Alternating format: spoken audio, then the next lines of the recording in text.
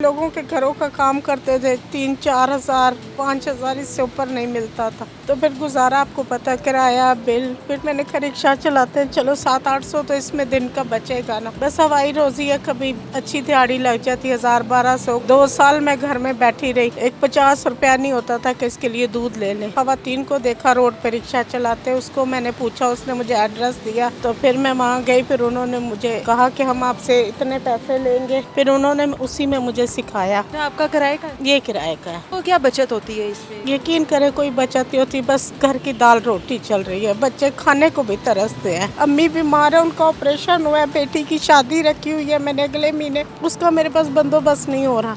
सर्दी हो गर्मी हो, रिक्शा बंद हुआ तो रोटी बंद हो जाएगी। रोटी बंद हो जाए। इस टाइम मेरे साथ एक बाहिम्मत खातून मौजूद है। 6 बच्चों की माएँ और बेवाएं बच्चों की कफालत के लिए रिक्शा चलाती हैं। बाकी की बात इनसे करते हैं। बात करने से पहले ही उनकी आंखों में आंसू हैं और जाहिर है माएँ बच्चों के लिए कर रही है, तो ये एक बड़ा तकलीफ दे लम्हा होता है। कैसी हैं आप? ठीक हूँ। ठीक है। क्या हुआ है, क्यों रो रही हैं? आपको देख के मुझे पहले ही रोना आ जाएगा। जी, क्या हुआ, शोहर को क्या हुआ था? अटैक हुआ था। मतलब अचानक सडन अचानक बिल्कुल ठीक थे, जुम्मे की नमाज पढ़ी है, सब ठीक ठाक था। बस 8 बजे उनकी तबीयत ख़राब हो गई, हम हॉस्पिटल ले गए। उन्होंने एक्सपायर हो गया, ख़त्म हो गया सर्विस हॉस्पिटल। बच्चे आपके 6 हैं? जी, सबसे छोटा बेटा 11 साल का है। 11 साल। क्या ख्याल आया कि चलो बच्चों की कफालत के लिए रिक्शा ही चला लूँ? बस फिर ये लोगों के घरों का काम करते थे, 3-4 हज़ार 5 हज़ार इससे ऊपर नहीं मिलता था। तो फिर गुजारा आपको पता, किराया बिल, फिर मैंने कहा रिक्शा चलाते हैं, चलो 700-800 तो इसमें दिन का बचेगा ना। बस हवाई रोजी है, कभी अच्छी दिहाड़ी लग जाती 1000-1200, कोई वैसे देख के कोई 200 ज़्यादा दे देता है किराया। समझ करके चलो। हाँ जी, तो बस इसलिए बस कभी रोज़ी लगती है, कभी नहीं लगती है। रिश्तेदारों ने साथ नहीं दिया?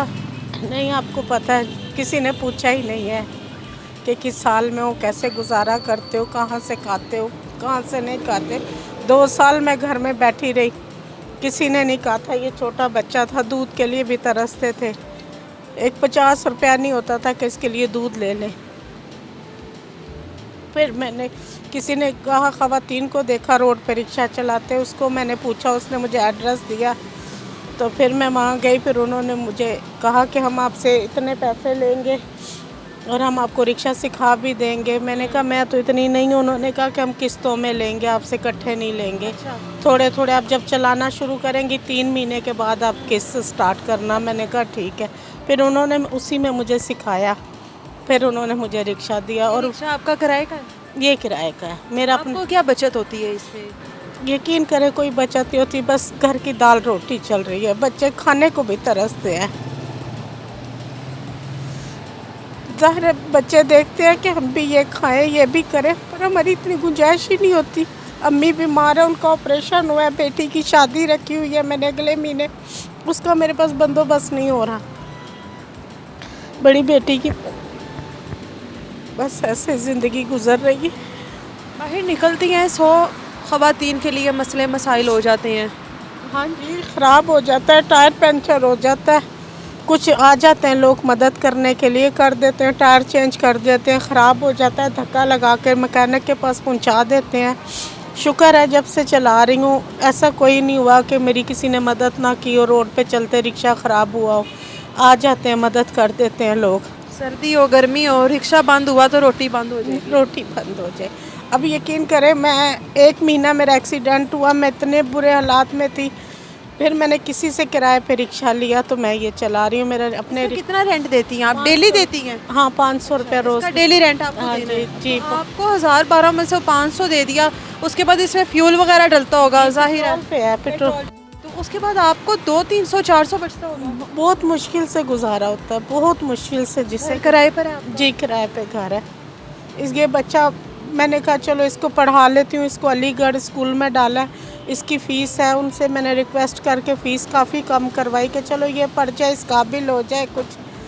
मेरा बेटा, कितनी फीस है बच्चे की? बच्चे की 8,000 है। 8,000 कम करवा के? जी, काम करवा के। अलीगढ़, ये MM मालम रोड पे है वहाँ। बच्चे, आप चाहती हैं बच्चा कुछ बन जाए, किसी काबिल हो जाए, आपके दिन बदल जाए? बिल्कुल, बेशक। मैं यही चाहती हूँ, बड़ा बेटा मेरा बीमार है, वो इतना नहीं है, मैं कहती हूँ चलो ये इस काबिल हो जाए कि कल को मेरा सारा बन जाए। चलिए आप रोए नहीं, इतना आप देखें, इतनी बहादुर हैं आप, इतनी बहादुरी से सब कुछ फेस कर गई हैं आप। जी अम्मी अब तो देखिए बीमार है, मुश्किल वक्त मेरे गुजर गया पास ना। अब बच्चे माशाल्लाह जवान होंगे, आपके शायद हालात बदलें आपके। अमीन, अल्लाह अच्छी करेगा इंशाल्लाह, अल्लाह पे बड़ी उम्मीद है मुझे। अगर रिक्शा अपना हो जाए तो फिर बचत है। हाँ फिर जाहिर है जो 500 जाता है उनको वो बचत हो जाएगी ना।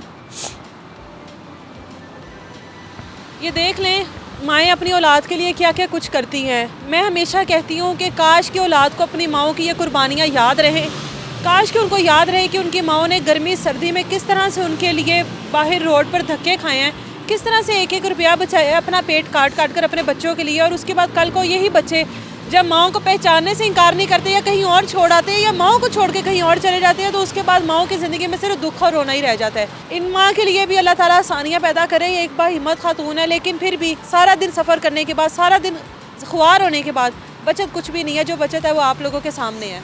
अगर आप लोगों में से कोई भी इन माँ जी को देख रहा है और इनकी कोई मदद करना चाहता है तो इन माँ जी से ज़रूर रब्ता कीजिएगा। कम अज़ कम इनका अपना रिक्शा हो जाए जो ये चलाती रहे और अपने बच्चों की कफ़ालत करती रहे।